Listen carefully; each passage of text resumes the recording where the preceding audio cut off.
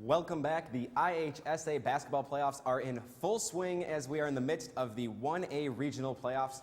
Bushnell Prairie City tipped off action against the Princeville Princes on Tuesday night. Class 1A regionals at the now closed Woodruff High School in Peoria. We got the coach right here talking to the team, giving them some notes. We pick it up towards the end of the first half. Devin Yoakum with the steal and the slam on the other end. Bushnell Prairie City in front 20-15 at halftime. To the third quarter, nice two-man game from Yoakum to Jason Husen-Gay, who hits the lay-in for two. And we're going to go to defense now. Nate Ferguson swipes it and pushes it ahead to Yoakum, and he does what he does best, slamming it home.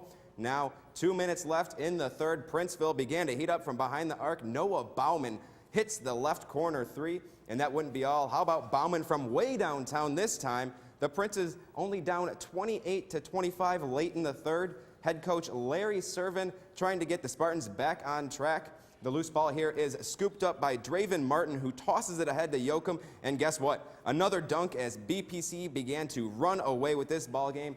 What a night for Devin Yoakum and the Spartans.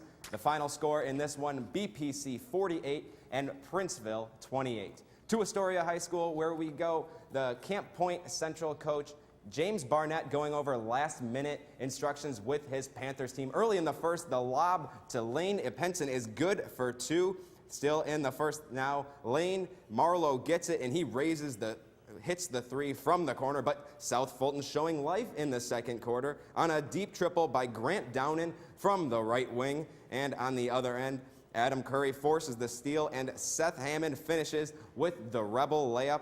Camp Point Central led by 15 at half. In the third, Christian Rigg gets the cross-court pass, and he hits the wide-open three. And the Panthers were deadly all game long from deep. Marlowe again bearing the trifecta. The Rebels down 11 late in the fourth. Downen trying to keep his season alive with another three, but it would not be enough. Camp Point Central wins 59-51. Marlowe finished with 22 points, and Downen drops 19 in a losing effort for South Fulton. Let's stick with basketball as the Western women's basketball team is looking to grab their 12th home win of the season. The Leathernecks looking to get their longest win streak of the season, going for 7 in a row here inside of Western Hall. In the first, Emily Clemens driving and dishing to Mallory Boyle, who knocks down the three, making it 8-4. Western leads it early. Later in the first now, good ball movement here by Fort Wayne leads to an easy bucket for Selena Lozada. Fort Wayne trails 19-17. We're going to skip to the second quarter now, where Kashira McCarver gets the ball in the post, and she uses a beautiful spin move and gets it to go. Fort Wayne down 29-28.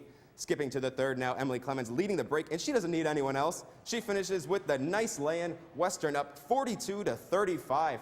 Let's stick in the third. Bloomer now getting the ball down low, and she hits it, count it, and the foul. Bloomer finished with 18 points. Western pulling away in this one, 50-41 in the fourth quarter now. Tell me if you've heard this one before. Clemens driving, kicking, and Michelle Farrow knocks down the three from the corner, making it 61-49, and the Leathernecks would not take their foot off the gas pedal, beating Fort Wayne 77-51, extending their 6-game win streak to a season-high 7 games in a row. Leatherneck women's basketball has had many impact players, but the leadership of 2 seniors has paved the way for the historic season. News 3's sports director Danny Fry has more.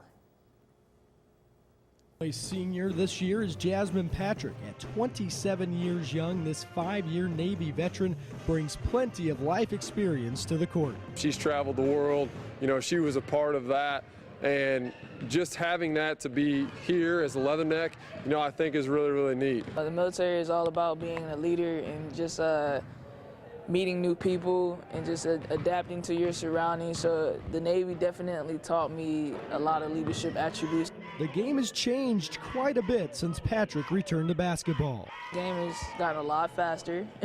That's what I realized, you know, so I had to just learn to keep up with the speed of the game. Mallory Boyle has been a last-second hero for the Leathernecks before, and she credits one of her former teammates back when she was an underclassman. But when I first came in, Tori Neiman kind of took me under her wing, and I was kind of her little clone, people would say, and so she really helped me transition into college ball, and I feel like I was a similar player to her, so she really helped me along. What stands out about Boyle is her attitude. She's a kid that everybody gets along with. She helps out the freshmen even though she's a senior, so she's been a real joy to be around. She's somebody we're really going to miss. I mean, what better way to think about ending my career than with a chance at the conference title. My whole family is going to be there, so that's exciting. Hopefully it won't be too an emotional day for me, but you never know. Senior Day festivities will precede the women's basketball game on Saturday inside Western Hall. For News 3, I'm Danny Froud. Following the Senior Day festivities is Western Illinois' matchup against mid-major foe South Dakota. If the Leathernecks win, they would claim the Summit League regular season title outright and tie the WIU program record for wins in a single season. Staying on the hardwood now, the Western men's basketball team takes on South Dakota tonight inside of Western Hall. I talked to head coach Billy Wright and the 3 seniors on the team about the keys to a victory. Just consistency. That's something that, we've emphasized all year, and the last month we've been emphasizing a little bit more players leading players.